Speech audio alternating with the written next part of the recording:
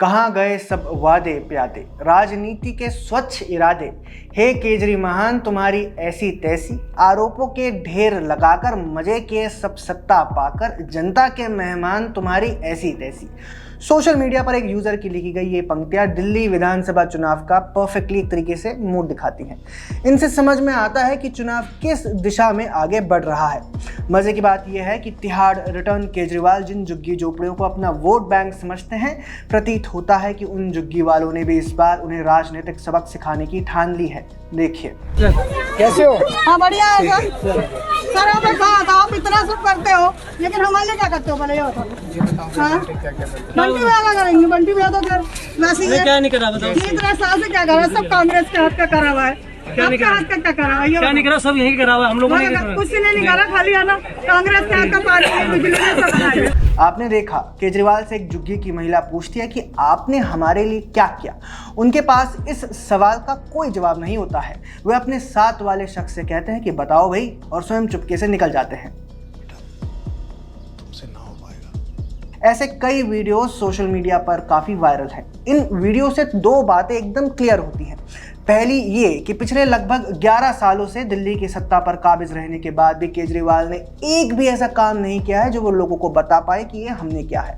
दूसरी ये कि इस बार के चुनावों में भ्रष्टाचार के आरोपी केजरीवाल की पार्टी के विरुद्ध अंडरकरंट चल रहा है। एक बात और याद रखिए, बच्चों की झूठी कसम खाने वाले केजरीवाल के खिलाफ अंडरकरंट तो पूरी दिल्ली में है, लेकिन सबसे तेज करंट दिल्ली की झुग्गी झोपड़ियों में दिखाई दे रहा है। और अगर मतदान तक ये जारी रहा तो निश्चित तौर पर दिल्ली के चुनावी परिणाम अप्रत्याशित हो सकते हैं। देखिए, मीडिया रिपोर्ट्स के मुताबिक दिल्ली में कुल मतदाताओं का लगभग 10% झुग्गी झोपड़ी के वोटर्स हैं। ये voters Narela, Adarsh Nagar, Wazirpur, model town, Rajendra Nagar, संगम विहार, बदरपुर, तुगलकाबाद, अंबेडकर नगर, सीमापुरी, बाबरपुर, त्रिलोकपुरी, कोंडली, ओखला, मोती नगर, शालीमार बाग, मटियाला और किराड़ी जैसे कई विधानसभाओं पर निर्णायक प्रभाव रखते हैं। अभी तक यह माना जाता था कि झुग्गी झोपड़ियों के ये वोटर्स आम आदमी पार्टी के वोटर हैं, लेकिन इस बार के चुनावों के बाद शायद राजनीतिक विश्लेषक ये दावा ना कर सके। इसके पीछे का कारण यह है कि झुग्गी झोपड़ी के वोटर्स केजरीवाल के विरुद्ध खड़े दिखाई दे रहे हैं। दरअसल आपका विरोध इसलिए हो रहा है क्योंकि पार्टी के पिछले लगभग 11 साल से दिल्ली की सत्ता में रहने के बाद भी झुग्गी झोपड़ी के क्षेत्रों में मूलभूत सुविधाओं की दुर्दशा है। आप राजधानी के इन क्षेत्रों में जाएंगे तो देखेंगे कि सड़कें नहीं हैं, और अगर हैं तो टूटी हुई हैं। नालियां नहीं हैं, अगर हैं तो जर्जर अवस्था में हैं। नालियां बंद पड़ी हैं, नालियों का पानी रास्तों पर चल रहा है, हर तरफ गंदगी ही गंदगी है। लोगों के पीने के लिए पानी नहीं है। क्या लगता है जो अभी की सरकार है, आम आदमी पार्टी की सरकार है, वो कैसा काम कर रही है? क्या कर रही है? हाँ, कुछ नहीं कर रही। कुछ नहीं कर रही काम। नालियां भरी रहती है, गंदा पानी इतना आ रहा है हमारे उधर, और बीमार हो रहे हैं हम इतने। 1 हफ्ता हो गया अभी गंदा पानी पी पी के बीमार पड़े हुए। पानी आता कितनी देर है? 1 घंटे 2 घंटे आता है, वो भी गंदा आता है। हम तो बाहर की बोतल लाते हैं, 20-30 रुपए की लाते हैं जब पानी पीते हैं। यहाँ पे भी आता है, बिजली का बिल भी हर महीने भरते हैं हम तो।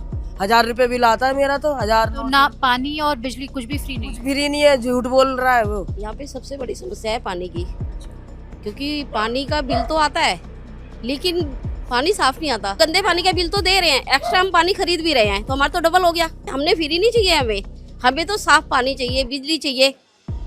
बिजली का बिल तो हम भरेंगे ना, जितना खर्च करेंगे उतना भरेंगे। एक तो ये रोड भी सही नहीं है, फाटक लगना चाहिए और पानी साफ आना चाहिए। पानी के गटर बंद पड़े, पानी गंदा आता है। बारिश में क्या हालत हो जाती है यहाँ की? बारिश अरे गली भर जाती है, पानी भर जाता है, पूरा गली भर जाती है, बहुत दिक्कत हो जाती है। बच्चे भी हमारे स्कूल में जाते हैं, कोई शिक्षा नहीं है ढंग से, और पानी इतना गंदा आता है, पी पी के बीमार पड़े हुए हैं। मोहल्ला क्लिनिक में चले जाओ, कोई सुविधा ही नहीं है वहाँ पे। सुबह से शाम हो जाए, दवाइयों की लाइन लगाते लगाते। बिल की टेंशन इतनी रहती है, बिजली का भरे, पानी का भरे, फिर बीमार हो जाते हैं गंदा पानी पी के। दवाइयों को पैसे देते रहो फिर। पानी की इतनी बुरी स्थिति है कि सर्दियों में भी लोगों को दूर दूर से टैंकर से पानी ले जाना पड़ता है। टैंकर से पानी मिलता है तो वो भी बहुत कम। उपराज्यपाल विनय सक्सेना ने एक इंटरव्यू में बताया कि स्लम क्षेत्र में दिल्ली की आम आदमी पार्टी सरकार हर दिन प्रति व्यक्ति 20 लीटर पानी देती है, और पॉश इलाकों में हर दिन प्रति व्यक्ति 560 लीटर पानी देती है। यहाँ पर डिस्पैरिटी देखिए कितनी है।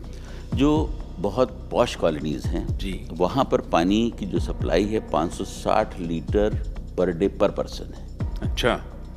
लेकिन वही जो झुग्गी झोपड़ियाँ हैं, जो सबसे हाशिए पे बैठा हुआ आदमी है, अगर आप उसका एवरेज सुनेंगे तो शायद ताज्जुब कर जाएंगे। वो 20 लीटर पर डे पर पर्सन, केवल उधर 560, इधर केवल 20। तो ये डिस्पैरिटी है। और फिर भी गरीबों के मसीहा वगैरह सारी शब्दावली का उपयोग हो रहा है। तो अब मतलब आप ये देखें कि जिस हम गरीबी की बात करते हैं कि हम उनको फ्री पानी दे रहे हैं, फ्री बिजली दे रहे हैं, आप उन्हीं के साथ कितना अन्याय कर रहे हैं। अब आप समझ रहे होंगे कि क्यों झुग्गी झोपड़ियों में आम आदमी पार्टी के विरुद्ध एक अंडर करंट चल रहा है। यही कारण है कि आज लगभग सभी जेजे क्लस्टर में केजरीवाल का विरोध होता दिखाई दे रहा है। जहां भी केजरीवाल लोगों को दिखाई देते हैं, वहीं उनके विरोध में आम जनता नारेबाजी शुरू कर देती है। झुग्गी झोपड़ियों में आम आदमी पार्टी के विरुद्ध अंडर करंट का दूसरा कारण ये माना जा रहा है कि अब तक आम आदमी पार्टी सरकार से उन्हें बिजली और पानी मुफ्त मिलता है। अब यही वादा भाजपा ने भी किया है। इसके साथ ही पीएम मोदी ने हाल ही में जहां झुग्गी वहीं मकान अभियान के तहत लगभग 1600 फ्लैट्स भी झुग्गी झोपड़ी के लोगों को दिए हैं। इस अभियान के तहत और भी फ्लैट्स बनाए जा रहे हैं। ऐसे में झुग्गी झोपड़ी के दूसरे लोगों को भी उम्मीद है कि उन्हें भी फ्लैट्स मिल सकते हैं। तीसरा कारण यह है कि भाजपा इस बार झुग्गी झोपड़ी वालों को अपने साथ लेने के लिए कोई और कसर छोड़ती दिखाई नहीं दे रही है। हाल ही में गृह मंत्री अमित शाह ने झुग्गी झोपड़ी के प्रधानों का एक सम्मेलन भी किया था। सिर्फ इतना ही नहीं, भाजपा झुग्गी विस्तारक अभियान भी चला रही है। इसके तहत भाजपा के नेता कार्यकर्ता झुग्गी बस्तियों में जाकर लोगों को केंद्र सरकार के काम से और दिल्ली की आप सरकार की सच्चाई से अवगत करा रहे हैं।